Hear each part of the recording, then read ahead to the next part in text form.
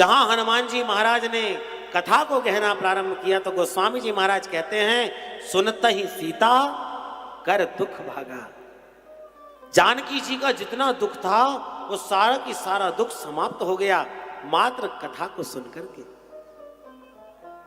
और जानकी जी के मन में विचार आया, राम राम, जो इतनी सुंदर भगवान की कथा कह रहा है, जरा उसके भी तो मैं दर्शन करूं।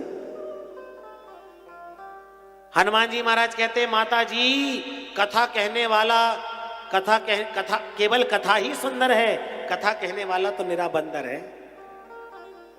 बोलो राधे राधे। पर कथा को सुनकर के सीता जी के दुख को हर लिया। अरे वक्ता तो वही है जो श्रोताओं के दुख को हर ले। तो हनुमान जी महाराज जैसा कोई वक्ता भी नहीं और हनुमान जी महाराज जैसा कोई श्रोता भी नहीं।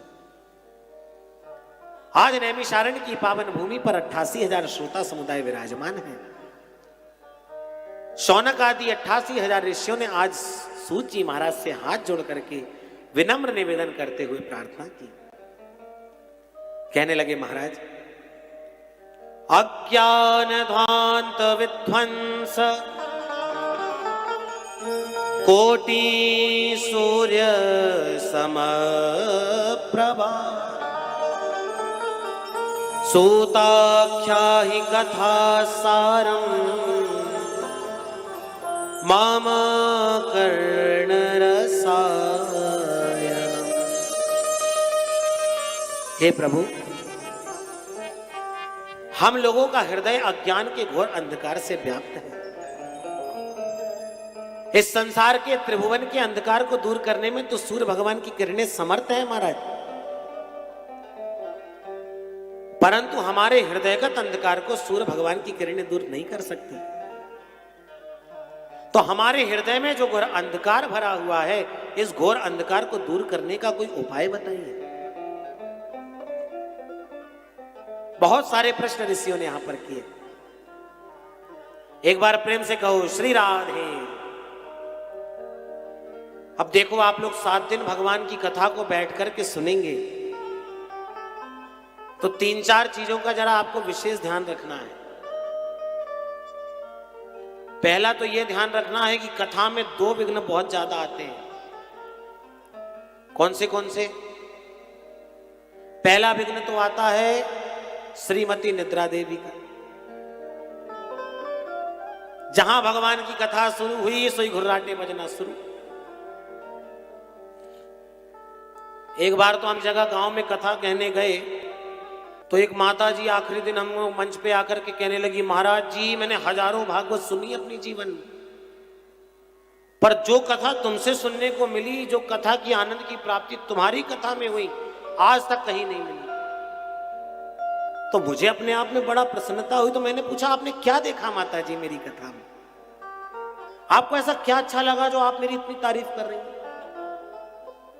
माता जी कहने लगी, महाराज मैंने अपने जीवन में रात में जब सोती तो मुझे नींद ही नहीं आती, दिन में सोने की कोशिश करती तो नींद नहीं आती, डॉक्टर से इलाज कराई, नागपुर गई, भोपाल गई, इंदौर गई, बड़ी बड़ी दवाई खाई, सो नींद नहीं आती। पर जैसे ही तुम्हारी कथा में आकर के बैठी और कथा शुरू हुई और मैं ऐसी नींद लगी महाराज कि सारे डॉक्टर की दवाई फेल हो गई। प्रेम से कहो श्री राधे।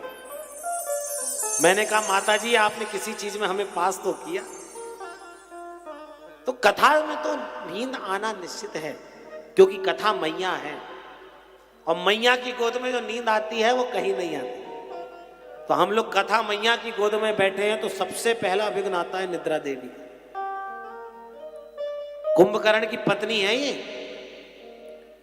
जब भगवान ने कुंभकर्ण का वध किया तो कुंभकर्ण की पत्नी रोती रोती राम प्रभु के पास आई और कहती, तुमने मेरे पति की हत्या की है, अब मैं तुमसे बदला लूंगी। बोले क्या करोगी, कैसे बदला लोगी? बोले अब मैं जीवन में तुम्हारे भक्तों का कल्याण ही नहीं होने दूंगी। बोले क्या करोगी तुम? बोले मैं यही करूंगी कि जब तुम्हारी कथा हो रही होगी तो जितने श्रोता बैठे होंगे उनकी सबकी आंख में जाके बैठ जाऊंगी। आज जब वो कथा सुन ही नहीं पाएंगे, उन्हें नींद आ जाएगी, तो कथा सुन ही नहीं पाएंगे तो उनका कल्याण ही नहीं होगा। भगवान कहते ठीक है, जैसा तुम्हें लगे करो। तो भगवान ने भी कथावाचकों को तैयार कर दिया, भैया बीच बीच में भजन गा करके, राधे राधे बोल करके, वृंदावन बिहारी लाल की जय बोल करके लोगों को नींद जगाते रहो। अब भजन अजन गाने की कथा में ज्यादा हमारी आदत तो है नहीं है, तो आप लोग हमसे जानते हैं, पुराने श्रोता हैं आप हमारे, पर बीच में राधे राधे आपको जरूर बोलना है। एक बार प्रेम से कहो श्री राधे। और दूसरा विघ्न है हमारे मनीराम जी महाराज। मन, पटेल साहब बैठे तो हैं कथा सुनने में, पर मन लगा है कि अरे भैया गैया का टाइम हो रहा है, पानी भी बगाना है, खेती भी करना है। माताएं अपने अपने घर को छोड़ करके, बहू को छोड़ के सास आके बैठी हैं, मन में विचार कर रही है कहीं बहू तिजोरी में चाबी ना फंसा रही हो। प्रेम से कहो श्री राधे। यहां से दिल्ली जाने में आपको एक दिन एक रात का सफर लग सकता है समय, पर मन को दिल्ली जाने में 1 सेकंड का समय लगता है। इतना है ये चंचल मन। तो नींद आने ना पाए और मन कहीं जाने ना पाए, इन दोनों के एक ही उपाय, सभी मिलकर के राधे राधे गाएं। प्रेम से कहो श्री राधे। और धीरे से कहो, ज्यादा बाहर आवाज जाएगी तो बाहर वाले अंदर आ जाएंगे। इतनी ताकत लगाने की जरूरत नहीं है, वैसे ही कोरोना चल रहा है, मास्क लगा के बैठना भैया कल से। प्रेम से कहो श्री राधे। श्री राधे। ऋषियों ने प्रश्न किया, महाराज हम जानना चाहते हैं कि भक्ति, ज्ञान और वैराग्य को बढ़ाने के लिए वैष्णव लोग क्या करते हैं। भक्ति ज्ञान विराग आपको विवेको वर्धते महान, माया मोह निरासस्य वैष्णवे क्रियते कथम। महाराज हम ये जानना चाहते हैं कि भगवान कृष्ण की शाश्वत प्राप्ति कैसे होगी। कृष्ण प्राप्ति करम शाश्वत साधनम तद्वदाधुना। महाराज हम ये जानना चाहते हैं कि भगवान कृष्ण की शाश्वत प्राप्ति हमें कैसे हो। प्राप्ति और शाश्वत प्राप्ति ये दोनों में भेद है, ध्यान देना। केवल किसी वस्तु की प्राप्ति कर लेना अलग बात होती है, और उसकी शाश्वत प्राप्ति कर लेना अलग बात होती है। आज महात्माओं ने ऋषियों से, महात्मा सूत जी महाराज से ये नहीं कहा कि हमें कृष्ण प्राप्ति का कोई मार्ग बताइए। उन्होंने क्या कहा? कृष्ण प्राप्ति करम शाश्वत। महाराज आप तो कोई ऐसा उपाय बताएं जिससे कृष्ण की शाश्वत प्राप्ति हमें हो जाए। तो प्राप्ति और शाश्वत प्राप्ति में क्या भेद है? बोले भैया प्राप्ति का मतलब होता है कि किसी वस्तु को आपने मेहनत करके, तप आदि करके प्राप्त कर लिया, प्राप्त करके कुछ दिन वह वस्तु आपके पास रही और चली गई।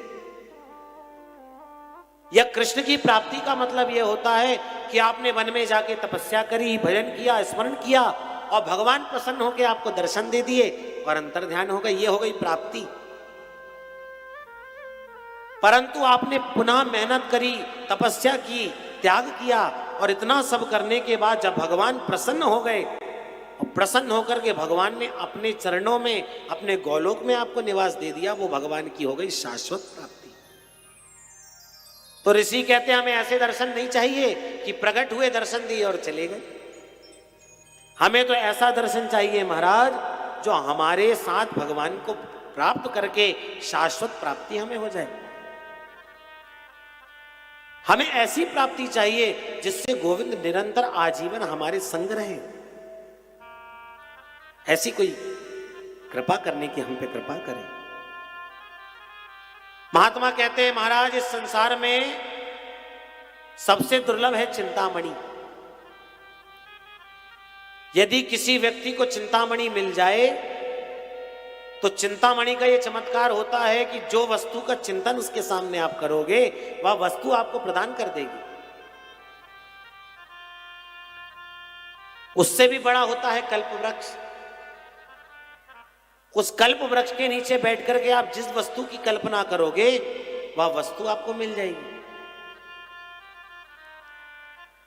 परंतु चिंतामणि और कल्प वृक्ष के सामने बैठ के आप कहो कि हमें राधा कृष्ण के दर्शन करवा दे, हमें ठाकुर जी के दर्शन करा दे, तो चिंतामणि और कल्प वृक्ष में भी यह सामर्थ्य नहीं जो हमें भगवान के दर्शन करा दे। क्योंकि भगवान के दर्शन कराने का सामर्थ्य केवल और केवल गुरु कृपा में है, और वो गुरु कृपा आपको प्राप्त है श्री सूत जी महाराज। इसलिए जो मंगलों का भी मंगल कर दे, जो पवित्र को भी पवित्र कर दे, और भगवान की प्राप्ति का जो सबसे सरलतम साधन आप समझते हो, वो कृपा पूर्वक हमें बतलाने की कृपा करें। क्योंकि महाराज इस घोर कलिकाल में हर व्यक्ति दुखों से आक्रांत है। काल प्याल मुखग्रास त्रास निर्णास हेतवे श्रीमद्भागवतं शास्त्रम् कलौ कीरेण भाषितम्।